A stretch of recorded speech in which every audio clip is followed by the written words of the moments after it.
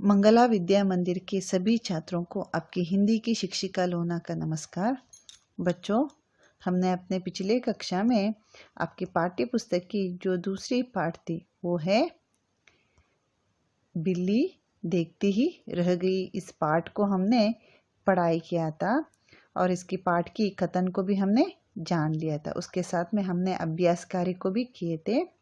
आज मैं आपको इस पाठ में आने वाले कुछ अन्य अभ्यास मतलब वो जो व्याकरण भाग है उसको मैं आज पढ़ाने वाली हूँ। वो है द्वित्व व्यंजन और मुहावरे के बारे में आपको मैं आज इस वीडियो में बताने वाली हूँ। इस द्वित्व व्यंजन और मुहावरे को पढ़ाने से पहले मैं आपको इस पाठ की एक सारांश को बताना चाहती हूँ। मैं आशा करती हूँ कि आपको इस पाठ याद रहे, तो फिर भी एक बार मैं आपको इस पाठ की थोड़ा सा सारांश मैं आपके सामने बताने जा रही हूँ। वो इस तरह है। एक घर में चिन-चिन चूहा और चुनमुन बिल्ली रहते थे। चिन-चिन चूहा बहुत शयाना था। वह कभी चुनमुन बिल्ली के हाथ नहीं आता था। एक दिन चिन-चिन चूहा रसोई में रोटी खाने के लिए ऊपर चढ़ा, तभी वहां आवाज सुनकर बिल्ली आ गई। चिन-चिन चूहा बिल्ली से डर से बोतल में चिप गया, परंतु उसमें से बाहर निकल नहीं सका। बिल्ली चिन-चिन को बाहर निकालकर खाने के लिए खाट लेने गई, तभी वहां दूसरे चूहे ने बोतल को नीचे गिराकर तोड़ दिया और चिन-चिन को बाहर निकलने के लिए सहायता किए। तो इन सब चीज़ों को चुनमुन बिल्ली देखती ही रह गई। तो ये इस कहानी का एक सारांश है बच्चों। मैं सोचती हूँ कोई एक कहानी आपको बहुत अच्छे से याद रहे। तो आगे हम देखते हैं बच्चों इस पाठ से आने वाले जो व्याकरण भाग। मैं आपको पहले मुहावरों के बारे में कुछ जानकारी देना चाहती हूँ। जैसे कि इस पाठ में आपको मुहावरे भी उन्होंने दिए हैं, तो उसके बारे में हम थोड़ा भी जान लेते हैं। जैसे कि मुहावरे किसे कहते हैं? जब कोई शब्द समूह अथवा वाक्यांश सामान्य अर्थ की अपेक्षा विशेष अर्थ प्रकट करे तो उसे मुहावरा कहते हैं। मुहावरों का प्रयोग वाक्यों में किया जाता है। मुहावरे का मूल रूप कभी नहीं बदलता है। मतलब मुहावरे का जो मूल रूप होता है वो कभी भी नहीं बदलता है। मुहावरा मतलब एक वाक्य है। वाक्य को विशेष तरीके से जो हम बोलते हैं उसे हम क्या कहते हैं? मुहावरा कहते हैं। तो बच्चों अभी हम देखते हैं, जैसे कि उदाहरण यहाँ पे दिए हैं। आंख दिखाने या आंख दिखाने का स्थान पर नेत्र दिखाना कभी नहीं हो सकते। आंख का समानार्थक शब्द नेत्र है, पर हम कभी मुहावरे में जो मुहावरे का जो मूल रूप है उसको हम कभी भी नहीं बदलते हैं।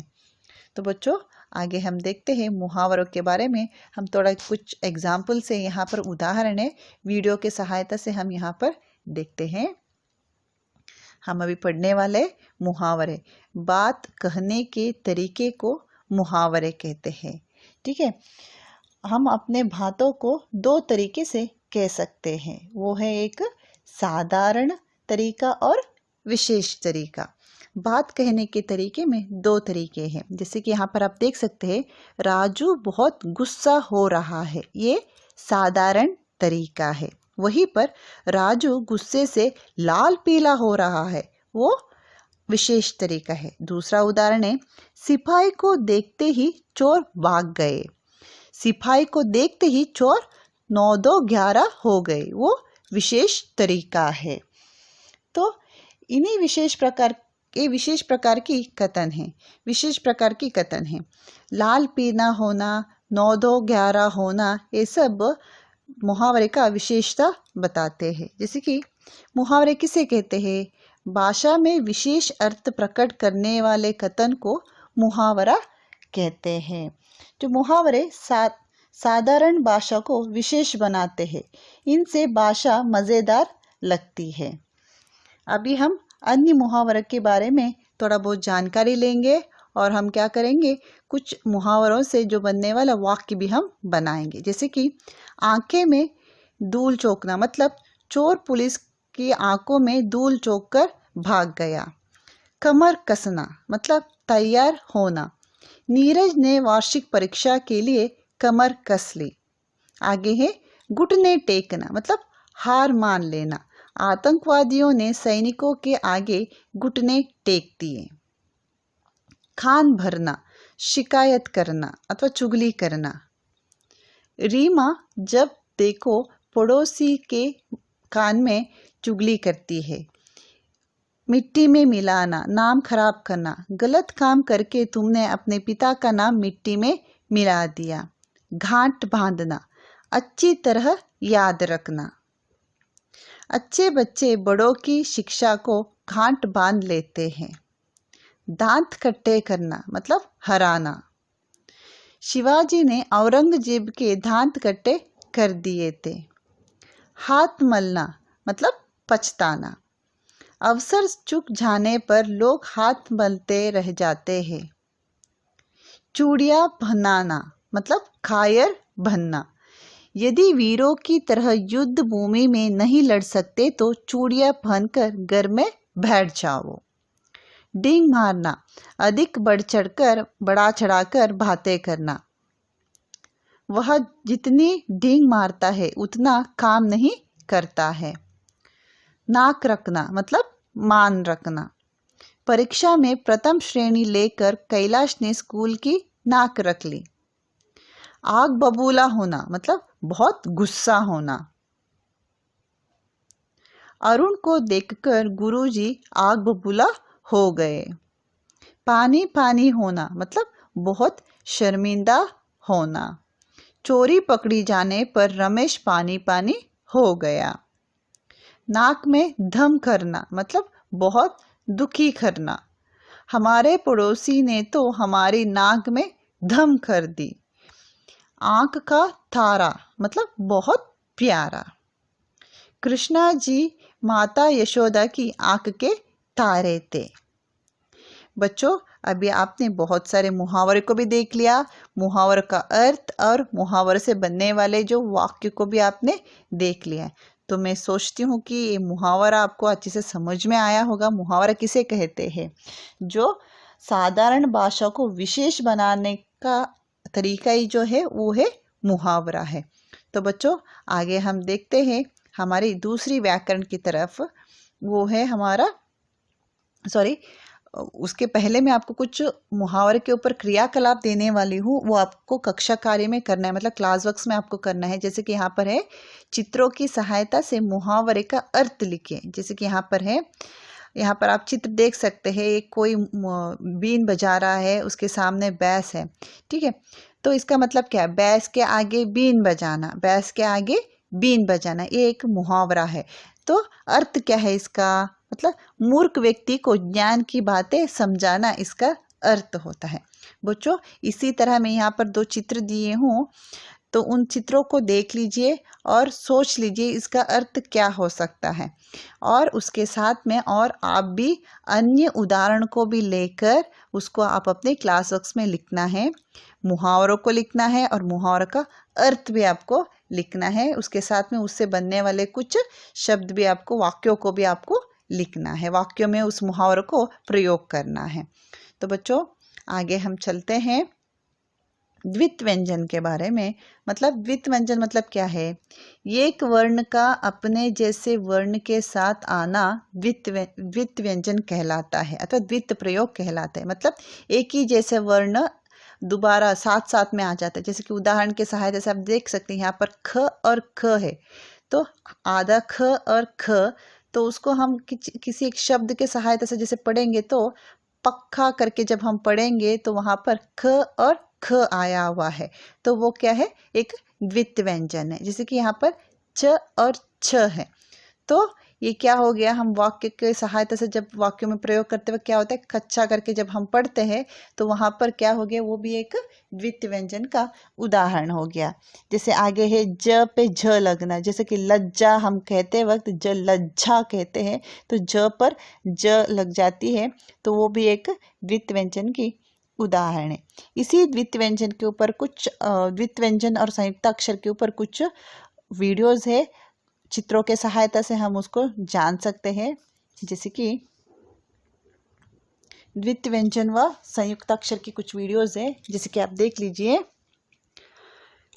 प क खा पखा, म मी मम्मी, ग न ना घन्ना, ये द्वितीय व्यंजन है। क च छा, यहाँ पर देखिए छ पे छ लगा है तो कच्छा। कु त यहाँ पर त अक्षर पर त लगा हुआ है। प थ था पत्था, जैसे कैसे लिखते हैं हम। बाद में है स सी अस्सी, ग द दा गधा। आगे है म ख खा मक्खा, ये सब द्वितीय व्यंजन है।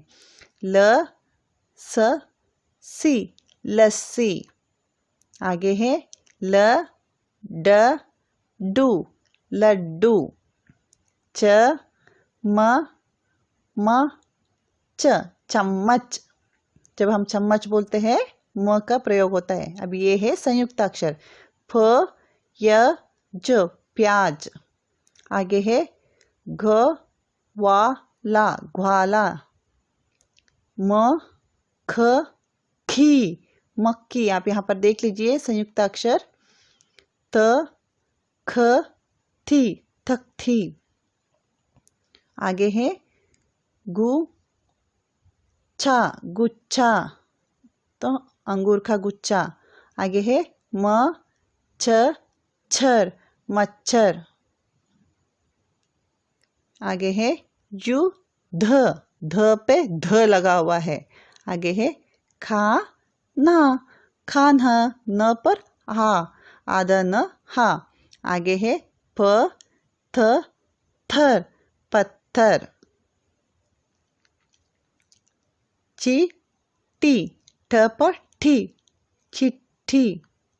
आगे है स मा त, समाप्त का मतलब है खत्म हो गया करके, वहाँ पे रास्ता खत्म होने का जो दिखाया है उन्होंने समाप्त। आप यहाँ पर देख सकते हैं एक द्वितीय व्यंजन है और एक संयुक्ताक्षर है। संयुक्ताक्षर मतलब यहाँ पे देख सकते हैं अलग अलग व्यंजन मिलकर यहाँ पर संयुक्ताक्षर बन जाता है।